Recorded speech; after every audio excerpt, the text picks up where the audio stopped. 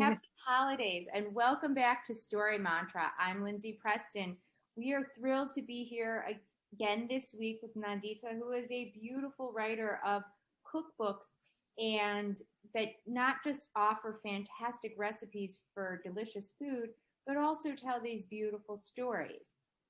And today with her, what we're going to focus on, she is an indie author and she's been very successful as an indie author. So I'm going to kick it over to my co-host Andrew to do a full bio intro, and then we will hop in and answer all your questions you might have about being a successful indie author.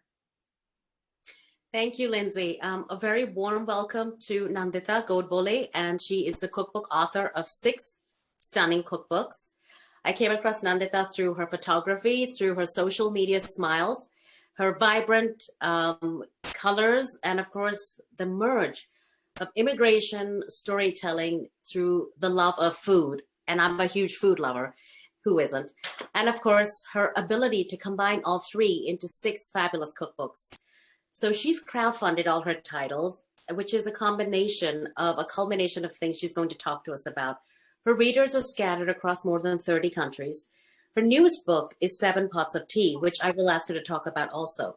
But before we get into that, I do want to let you know that she's highly successful. And in addition to Nandita's cookbook, she is a frequent writer on food and culture, as well as the immigrant experience for outlets like Epicurus, Thrillist, Huffington Post, The Nashar, First Post in India, Where Your Voice Is, Brown Girl Magazine, and many others. She has been interviewed and featured on many media outlets from NBC, Forbes, CNN, BBC Futures, WABE, Atlanta's NPR, Fox 5 in Atlanta, WREK Radio, Georgia Tech, Bon Appetit, Cover Magazine, The Kitchen, and several more. She has also taught cooking at Le Cordon Bleu and Whole Foods. A very warm welcome to Nandita, and we want to understand more about how your writing reflects your passion for sharing an immersive experience, telling a story while honoring your audience, crafting holistic nourishment for both the mind and the body through Ayurveda, and taking us down the crowdfunding route. How did you do this? Thank you again, Lindsay and Andrew, for having me come and share what I learned on crowdfunding with your audience. I am an accidental author in some ways because I did not plan on this route. I was thinking I was going to go into food in terms of the conventional food restaurant business and whatnot. And I was approached by several people who wanted my recipes when they came to my events, and they encouraged me to think about writing a cookbook. So I originally approached a couple of agents, and I talked to them about my idea, like you would do with, doing your agent search. And I quickly realized that their understanding of what I brought to the table was very different from what I actually did. And they had reservations because at that time there weren't as many Indian authors out there, or the ones that were successful were the very big successful names, except, you needed X, Y, and Z. They do have parameters for how they want to choose you. And at that point, I did not have a manuscript in place, which is the traditional form of when you're trying to find an agent, you have a manuscript written down and you're taking it. And I was just taking my ideas, and the couple of agents I talked to said, no can do. I don't think that this work is going to fit into what we do.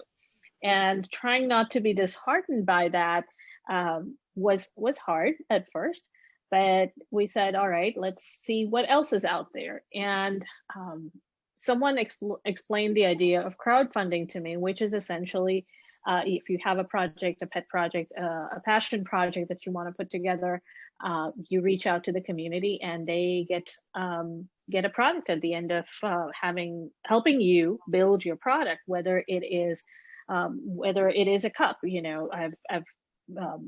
I've helped other people crowdfund through other products, like, let's say, a coffee mug or a keychain or what have you, whatever your project may be. And in order to do a crowdfunding campaign, you have to have an idea, obviously, just like you would have a book. But at that point, I did not have a single word written down. I had this grandiose idea of what I wanted to do. And just as much as you are selling your story or your synopsis of your book to an agent, crowdfunding works pretty much in the same way, except it's whatever platform you're using, the hundreds of millions of people who are part of that platform, who are going to see your project, and they're going to decide if that's something that they want to support. And it's every drop counts, and every penny counts. So I chose a popular crowdfunding site called Kickstarter. It's an all or nothing platform. Essentially, through that platform, your project, if it is completely funded, you set a goal and you make a guesstimate, you make your best guesstimate on what it's going to cost for you to produce X number of copies or X number of units of whatever your product is, and you try to raise money towards it. After all the fees are said and done, that's, you know, whatever pot of money you can get, that's what you get. Crowdfunding, other platforms are like GoFundMe is essentially whatever money you've raised, you are promising someone a finished product, regardless of how much money you raise. Kickstarter doesn't do that. Kickstarter is a little favors the creators in that regard, that it says, well, if you don't have all the money, how are you going to make your product? So they don't assume that you have some seed money, and instead use the power of the crowds, use the power of community to help you build your seed money for that product. In my case, it was a cookbook. And I learned a lot of tough lessons at that point through my very first cookbook, which is this one. It's called Dozen Ways to Celebrate. I made some grandiose plans to make it and promised all kinds of things. And I realized very quickly that what I had promised was not financially feasible. And I ended up putting out of pocket towards this, in addition to what the crowdfunding campaign had raised. However, what was awesome was I built a community of people who now are my core readers. The second book that I created, this book, this is my first book. This was the first crowd-funded project I had. It was funded in, I want to say 72 hours, completely funded in 72 hours, which was a record of its own. This book came after. Every person who was part of this campaign, when they saw what they got for the amount of money that they had pledged towards my project, they came back and they became my repeat readers. And they were the first ones to sign up for this book, which is Crack the Code. This book literally was funded in about 36 hours, completely funded. We raised several tens of thousands of dollars for this book, and enough for it to go to about 30 countries and still counting, because it is still my bestseller. And that's the kind of community you build with crowdfunding. It's not only the amount of money you raise, but the one-on-one relationships that you build with your readers is very, very, very special. I can recognize people by their name. I see where they are. We check in on each other. I get little love notes from them. Hey, I think you're doing a great job. And these are people who have not seen a word I have written on whatever the new project is, because they know that I have a track record of producing very unique niche books, and they have loved every one of them. So in a nutshell, that's it. The process can take the crowdfunding part of it in terms of raising your money. That can take anywhere from a few weeks to up to 2 months. And that's your main goal of trying to get as many people to be part of your project as possible. So they are like the micro venture capitalists, but at a micro level, at the $6 and the $10 and $20 level. And they help you pool in their money towards your project. And once you get that seed money, then based on what your project timeline is, your project can be as far out as 2 years from the date you thought you were going to put it out there. I think the longest time a book went from the day it was completely funded to being published was this one, because it was my first book. And this one overshot its timeline by a couple of months. And it's like pre-ordering a book. So pre-ordering a book, when you see it on Amazon and you know the author and you place a pre-order, it's like that. except now folks who have pledged towards your project are invested in it. And you can ask them questions and say, you know what, I'm thinking about this track. And for recipes, it's easier than if you were writing a fiction story where there is a certain track that the author themselves wants to take their work on. For me, it was, hey, I'm going to include X kind of a recipe. Do you guys want to see more about it? Do you want to see less? Do you want this piece included? Do you want that piece excluded? And I got that feedback. So it's like getting your beta readers without them being beta readers, but they're being investors. They're interested in your work. And it's all those people that end up coming together and making your work a lot better. And for instance, one of my backers for this for my book, that's you guys are getting to see the proof copy with all the little sticky tabs, because this is where I've spotted little things in there that I need to have the printer fix.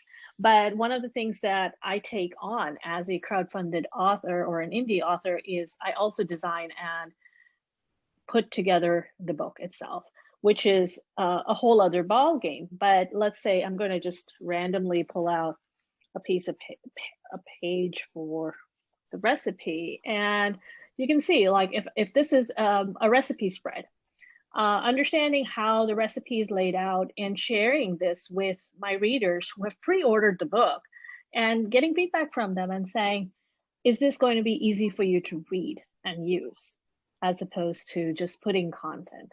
So do you show them samples of your work as you're progressing, Nandita? Sometimes I do. Do you owe them that, milestone that you complete as you're progressing toward the end? I actually don't owe them anything, but it is good business practice anyways to make sure that your readers are engaged. And so I warn them ahead of time. You guys might get tired of my emails, but every month I'm going to let you know how we're doing and how we've progressed, whether I've run into a hiccup, or there's a problem, or I need your feedback on this. What does this layout look like to you? Is it easy to read?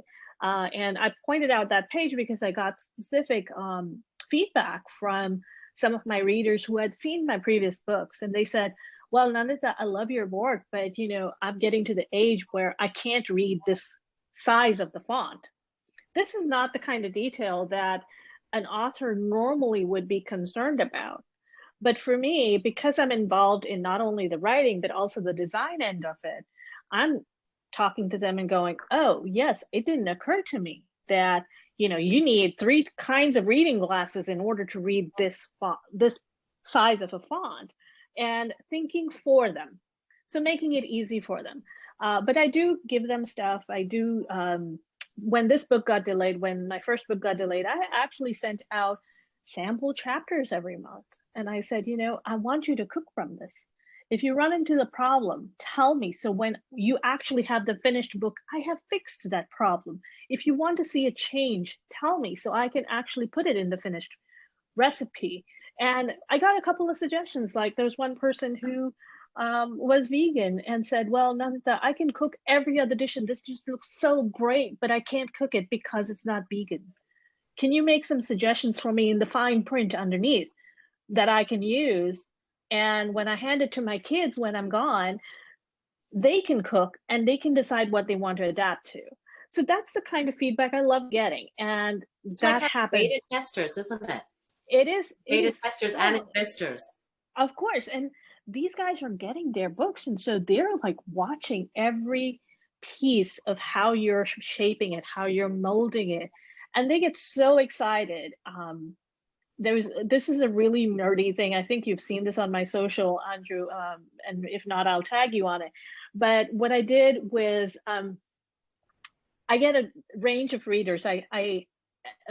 Through crowdfunding, people either get an ebook or they get a print book. And I have certain abilities to distribute these ebooks and print books to my readers. So whether it's an iBook or a Google Play book and whatnot. Not everybody puts down their address in the information they provide you when they give you their information for getting the book. And for Crack the Code, I said, I haven't heard these place names in my life. Where are all these people?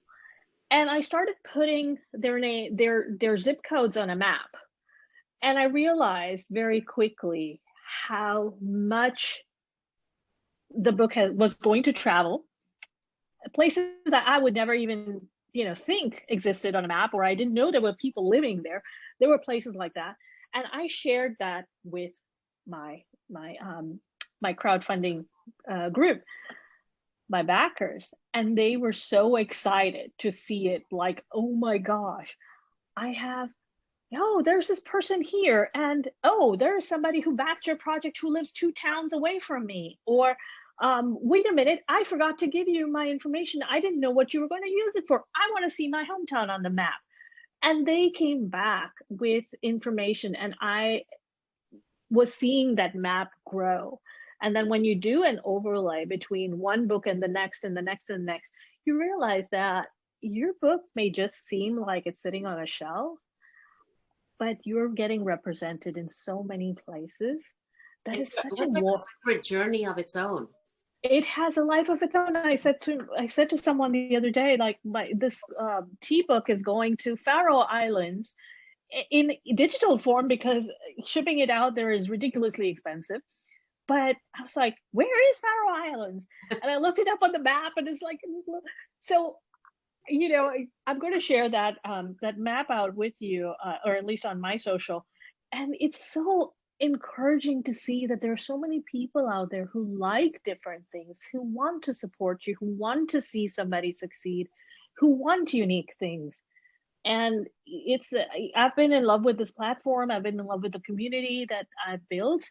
Thousands of people that otherwise, if I just produced a book and put it in a bookstore, except for signings, I would never see them. Right. I would never know who picked it up. So could you tell us a little bit more about the process? Because for fiction writers, it's all about creating characters, imagination. We use a lot of tools now like Pinterest and things like that to make it happen. But how do you, in a nutshell, start with an idea and then end up with a book? Like, what's the process step by step? Real quickly, slide us through that. Of course, I'm going to do my best to keep it short and quick. Writing a cookbook. Only because we're stuck on time and for no other reason. No, I'm sure people will find me. If people are interested, they can find me. I'm happy to consult. But essentially, it's just like putting together a dish. You get your pieces in place. You do your prep work in place.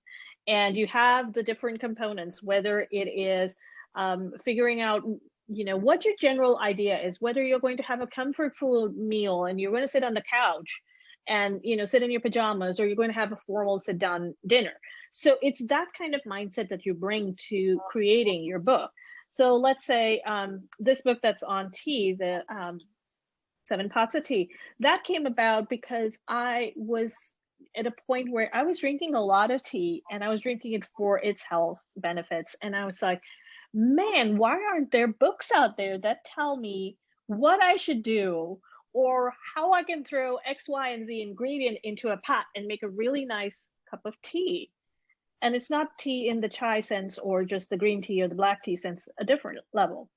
And so with that kind of an early idea, you take that and then you begin fleshing out the pieces.